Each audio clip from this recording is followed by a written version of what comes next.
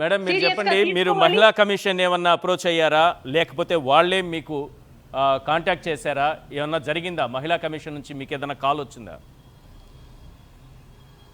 లేదండి, నేనే అప్రోచ్ అయ్యాను మహిళా కమిషన్కి, విమెన్ కమిషన్కి. మ్మ్. ఎప్పుడు? వాళ్ళు కాల్ చేయడం జరిగింది నాకు. ఓకే విషయం వివరంగా అడిగారు నన్ను. ఓకే. నేను క్లారిటీగా చెప్పాను. మ్మ్. వాళ్ళు నాకు న్యాయం జరిగేలా చూస్తాను అనేసి చెప్పడం జరిగింది. ఓహో, చూస్తాను అనేసారి అయిపోయింది, వాళ్ళ బాధ్యత అక్కడ అయిపోయింది అనుకుంటున్నారా? ఏమైనా యాక్షన్ కనిపిస్తోందా? పోనీ మీరేం చేయాలనుకుంటున్నారో చెప్పండి మేడం. వాట్ నెక్స్ట్ అంటే ఏం యాక్షన్ చేస్తారు, ఏం తీసుకుంటాము, చేయాలనుకుంటున్నారు? మేము అతన్ని కాంటాక్ట్ అవుతాము, వాట్ ఈస్ వాట్ అనేది తెలుసుకుంటాము అనేసి నాతో మాట్లాడడం జరిగిందండి. మ్మ్. మీరేం చేయాలనుకుంటున్నారు? మీకు ఏ విధంగా న్యాయం జరుగుతుంది అనుకుంటున్నారు? నెక్స్ట్ ఎలా ప్రొసీడ్ అవ్వాలనుకుంటున్నారు? నేను లీగల్గానే వెళ్దాం అనుకుంటున్నానండి అతని మీద. మ్మ్. అతను చేసిన పనులన్నీ లీగల్గానే వెళ్దాం అనుకుంటున్నాను. నేను ఒక మంచి లాయర్ని అప్రోచ్ అయ్యాను. మ్మ్. వాళ్ళని కలవాలి. ఓకే. సూన్ కలుస్తాను, రేపు కానీ ఎల్లుండి కానీ కలుస్తాను, విషయం వివరిస్తాను. నేను ఆల్రెడీ డీజీపీ గారికి లెటర్ పెట్టానండి, ఇది విషయం అని చెప్పేసి, నాకు ఇలా జరిగిందని చెప్పేసి డీజీపీ గారికి లెటర్ పెట్టాను. రెస్పాండ్ అయ్యారా? డీజీపీ ఆఫీస్ నుంచి మీకు ఏమన్నా రిప్లై వచ్చిందా?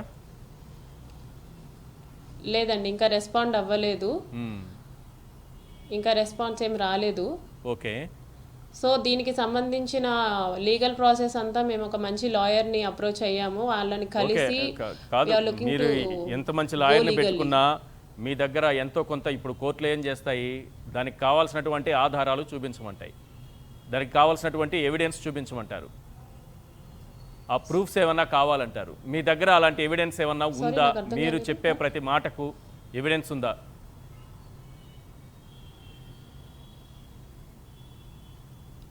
నాకు అర్థం కాలేదండి. మీరు కోర్టుకు వెళితే ఎంత మంచి లాయర్ని పెట్టుకున్నా మీరు చెప్పే ప్రతి మాటకు ఎవిడెన్స్ అడుగుతుంది. అక్కడ కోర్టులో సాక్ష్యాధారాలే ఇంపార్టెంట్. సో మీ దగ్గర ఇప్పుడు మీరు చెప్పినటువంటి అంశాలకు సంబంధించినటువంటి ఎవిడెన్స్ ఉందా అంటున్నా. I'm not spilling the beans అండి. Okay. Everything, every call record ఉంది, ఎవ్రీ చాట్ ఉంది, ఎవ్రీ వీడియో కాల్ ఉంది, స్క్రీన్ రికార్డ్ ఉంది. అతను వేరే అమ్మాయిల్ని ఎలా హింసించేవాడో ఆ రికార్డింగ్స్ ఉన్నాయి నా దగ్గర. ఓకే. బయటకి వెళ్తే అతను నాతో ఎలా ప్రవర్తించేవాడో నేను వీడియో తీయడం జరిగింది. అవన్నీ కూడా సబ్మిట్ చేస్తాను.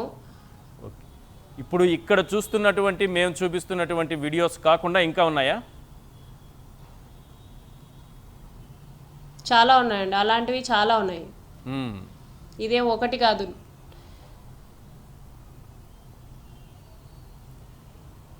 రైట్ మేడం, మీరు న్యాయస్థానంలో పోరాటం చేస్తామంటున్నారు. తప్పనిసరిగా మీకు న్యాయం జరగాలని కోరుకుంటున్నాం. ఎందుకంటే చట్టంని చేతుల్లో పెట్టుకొని మీపైనే అక్రమ కేసులు పెట్టినా సరే ఇప్పుడు న్యాయస్థానాలనే ఉన్నాయి, వాటిపైన ప్రజలకు ఇప్పటికీ నమ్మకం ఉంది. న్యాయస్థానాల్లో తప్పకుండా న్యాయం జరుగుతుంది.